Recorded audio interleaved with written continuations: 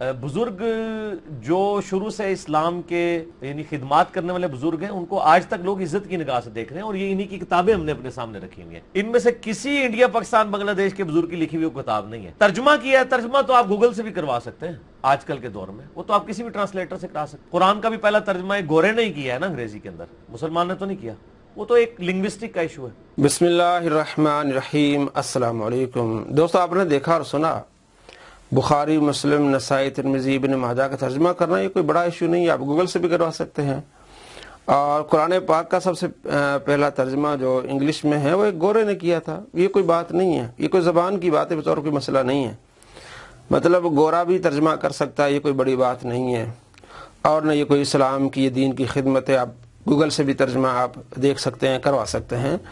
آپ چند دن پہلے آپ کہتے تھے کہ جناب علی میں ایک چھکا مار رہا ہوں، آپ کہتے ہیں کہ بزرگوں نے دین کی خدمت کی، آپ دکھا دیں کسی بزرگ نے قرآن پاک کا ترجمہ کیا ہو، انہوں نے تو اپنے کلمے پڑھوائے ہیں اور اپنی عبادتیں کروائی ہیں۔ آپ تو اس طرح کہہ رہے تھے، آپ کہہ رہے تھے کہ جناب علی انہوں نے دین کی کوئی خدمت نہیں کی اگر انہوں نے قرآن پاک کا ترجمہ نہیں کیا، بخاری مسلم کا ترجمہ نہیں کیا۔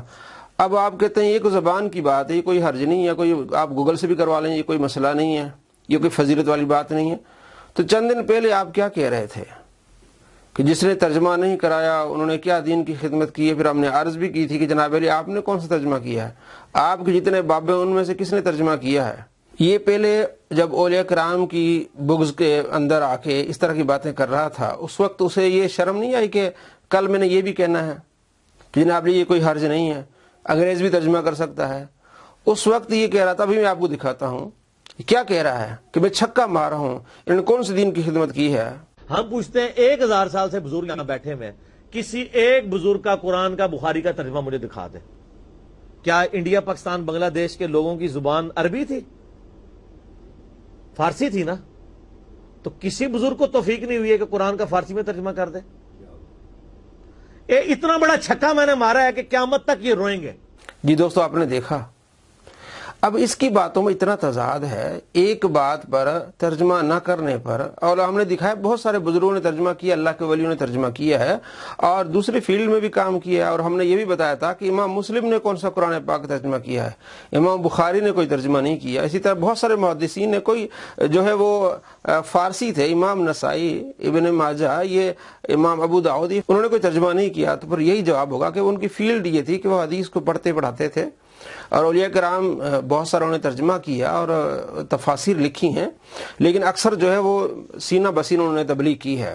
ہم نے یہ جوابات دیے تھے، لیکن ان کے چیلے بڑے منہ چڑھا رہے تھے، نہیں جناب یہ بتائیں کس نے ترجمہ کیا، وہ بھی ہم نے بتایا تھا۔ تو آپ کو بتانا مقصد یہ ہے، آپ کوئی ابھار رہا ہے کہ اولیاء کرام کی گستاخی کریں، اللہ کے ولیوں، اللہ کے پیاروں کے آپ مخالف ہو جائیں، اور یہ اس بات پہ ابھار رہا ہے کہ دین کی خدمت صرف میں کر رہا ہوں۔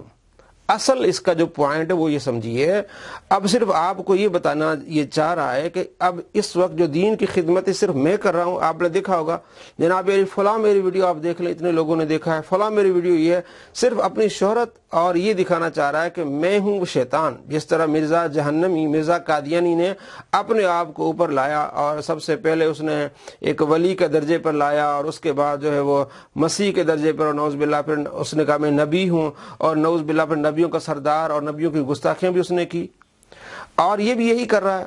اولیاء نے کیا کیا، اور وہ آیات جو کفار کے بارے میں ہے، بتوں کے بارے میں، وہ بار بار فٹ کرتا ہے اللہ کے ولیوں پر، صحابہ کرام علیہ رضوان کی توہین کرتا ہے۔